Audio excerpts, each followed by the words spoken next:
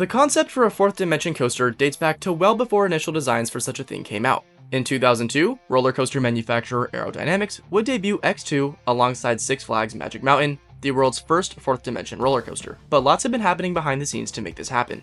To start, we first need to travel back to the Aerodynamics headquarters in Clearfield, Utah, and meet the man running the show. This man is Alan Schilke, and he is responsible for current day coasters such as Steel Vengeance, but was also responsible for the creation of X2, Edge and today's star, Dinoconda. Pictured here is his prototype for their 4D coaster in the manufacturing facility. As he explains it, there is a 4-rail system allotting to the rotation of the seats. As the rails vary in distance from one another, a pole is moved up and down, causing the seat to spin.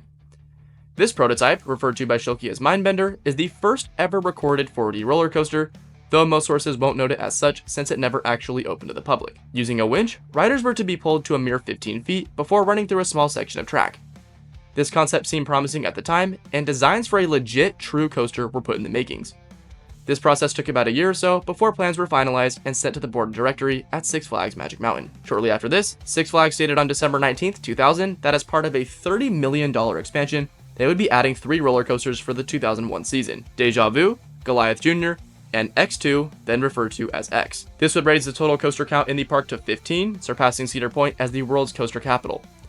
X2 was supposed to launch in the summer of 2001, but it was postponed on notes of design flaws. It eventually opened to pass holders on December 24th, 2001, and officially opened on January 12th, 2002. However, the ride ended up being very costly at a $46 million price tag, causing Aerodynamics to file for bankruptcy a month before opening. Consequently, fellow coaster manufacturer S&S essentially bought all of Aero's designs, and the 4D secret was passed on to them. This brought along the next 4D project in Japan, Edge in 2006. Edge saw many of the original flaws with X2 worked out, including lighter trains, a different layout, and a slightly tweaked track design. I can attest that this is probably the most perfect roller coaster ever created, though it's definitely not my favorite. If you watch my review, I'll explain why. Still, Edge wasn't cheap, and because of the price tag, S&S sold their last 4D coaster to a park back in China in 2012. And that's where we meet our good friend and the star of today's show, Dinoconda. Dinoconda was added alongside 2 other coasters at its park and was installed by Qiguang Group.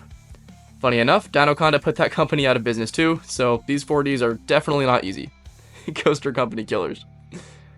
Nonetheless, Dinoconda has done relatively well for that park and features a layout very similar to that of its sister coaster, Edge.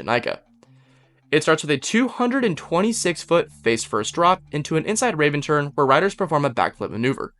This goes into a 0G roll, fly to lie, outside Raven turn, and one more fly to lie, with the ride experience lasting a total of 1 minute.